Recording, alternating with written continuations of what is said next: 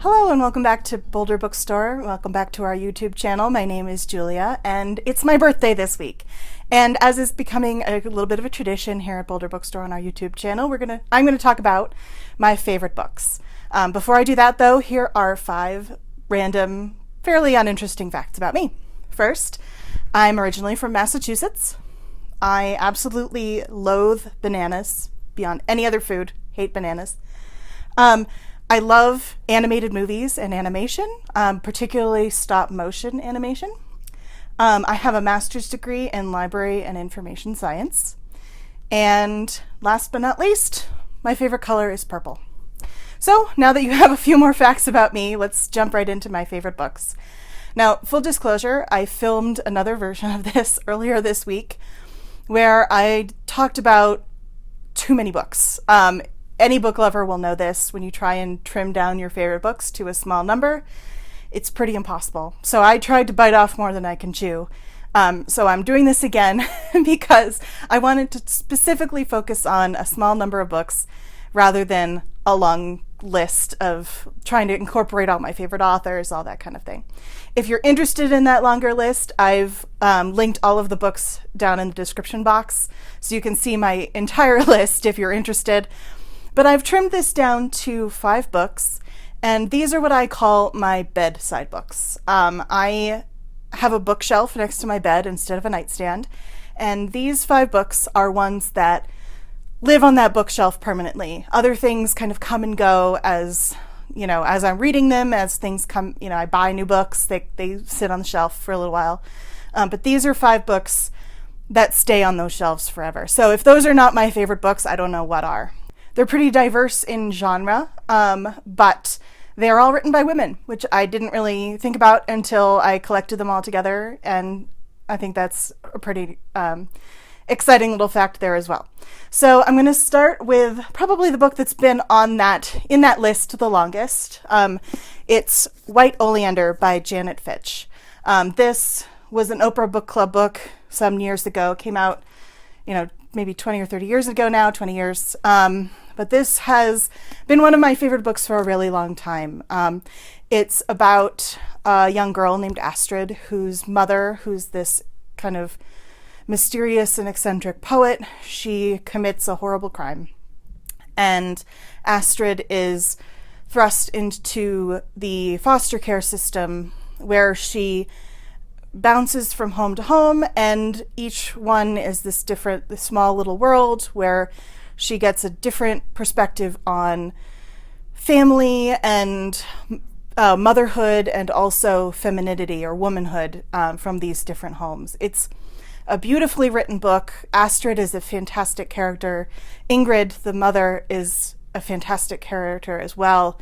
I dip into this book and read little passages. I read some of the middle and some of the beginning whenever I need kind of a creative rush. This is the book I turn to. So, White Oleander. Next up is probably the book that I mention when someone is when you're really hard pressed to pick a favorite book. This is probably the book that I name when I have to pick one.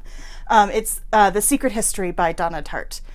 A lot of people read her more recent book, The Goldfinch, when that came out. That got a lot of press. A lot of people read it. Full disclosure, I didn't really like The Goldfinch nearly as much. It took me, I think, 4 years reading it off and on to finally finish it. It was a goal of mine to finish it at some point. So that one didn't strike a chord with me as much, which is funny since it is all about art. But this one really captured my imagination. It was one of those books that you finish reading and you just put it down and you stare it off into the distance for a long time and just think about the book. You need some time to recover. That's how this book was for me. I just absolutely adore it. I reread it pretty much every year now. If you read The Goldfinch and you haven't read The Secret History, read The Secret History. If you like mysteries, if you like coming of age novels, literary fiction, this is a fantastic book. My next book taps into 2 loves of mine, one of which is fantasy and the other which is circuses. I really love books about circuses and carnivals. I don't know why, but I do. I think that there's a kind of inherent playfulness and magic inherent in them.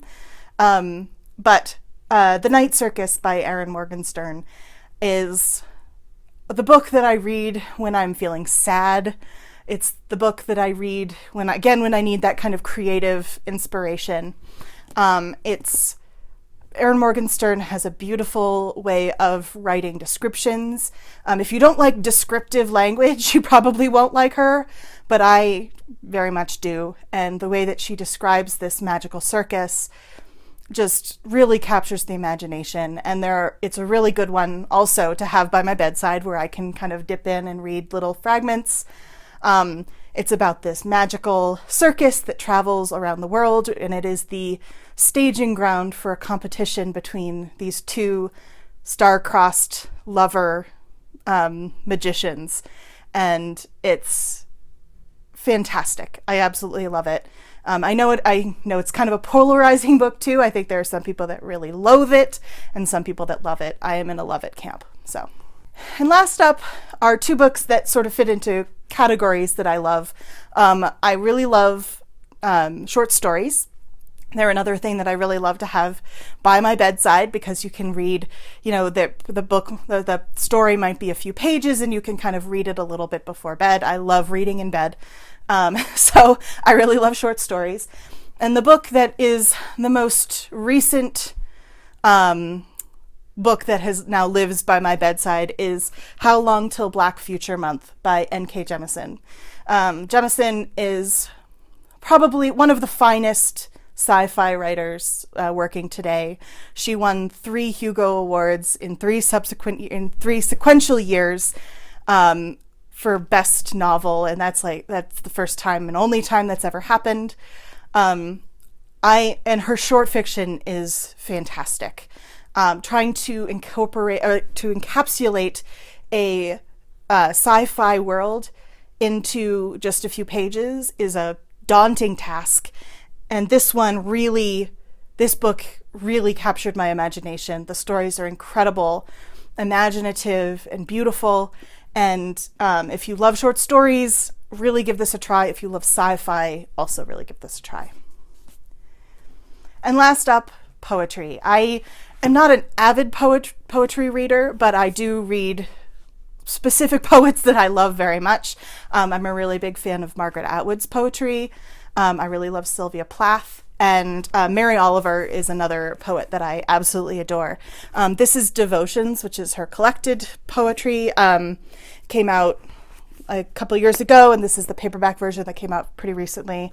Her poems are personal and about nature and the beauty of nature, and are really meditative for me. And when I'm feeling like I just need a little bit of something to pick me up, I turn to Mary Oliver. And one of my favorite poems I will read to you is called I Go Down to the Shore. I go down to the shore in the morning, and depending on the hour, the waves are rolling in or moving out, and I say, oh, I am miserable. What shall I do? And the sea says in its lovely voice, excuse me, I have work to do. So whenever I need a poem to bring up my spirits or bring me back to myself, Mary Oliver is who I turn to. So those are my 5 books. Again, if you're interested in the longer list that incorporates some other authors, check the description below. That's all for me today. I hope you enjoyed this. Make sure to like it if you did, and subscribe to our channel for more videos, and we'll see you next week.